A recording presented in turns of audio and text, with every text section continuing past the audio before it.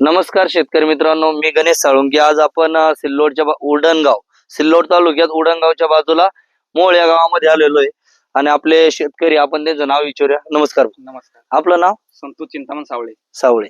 आपलं मोहोळ ना? राहणार मोहोळ. तर शेतकरी मित्रांनो, ह्या प्लॉटवर आपण आज 10 डिसेंबर 2025 मध्ये व्हिडिओ काढत आहे.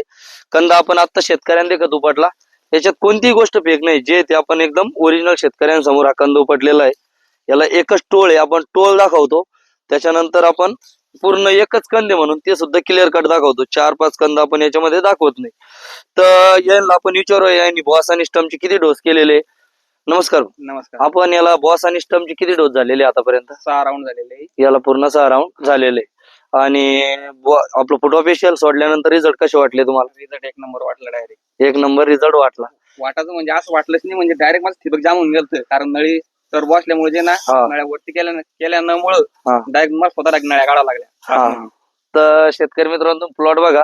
आज 10 तारखेला सुद्धा प्लॉटची क्वालिटी एकदम मेंटेन आहे.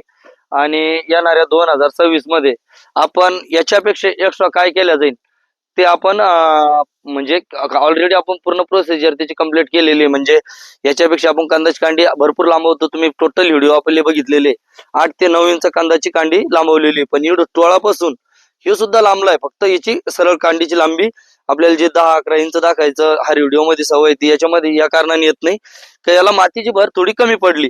पण आज जरी कंद बघितला तर 2 किलोच्या आत आपण याचा कंद बसत नाही. आम्ही लाईव्ह व्हिडिओ मध्ये सुद्धा तुम्हाला याचं कंदाचं वेट करून दाखवणार आहोत. तर शेतकरी मित्रांनो, अद्रक सुरुवाती का म्हणजे लागवड झाल्यापासून तर काढेपर्यंत टोटल किट आपण 2026 मध्ये चालू करणार आहोत. आणि ते आपले अमोल भाऊ मुरकुटे सिल्लोड तालुक्यामध्ये सर्व शेतकऱ्यांना ते देणार आहेत.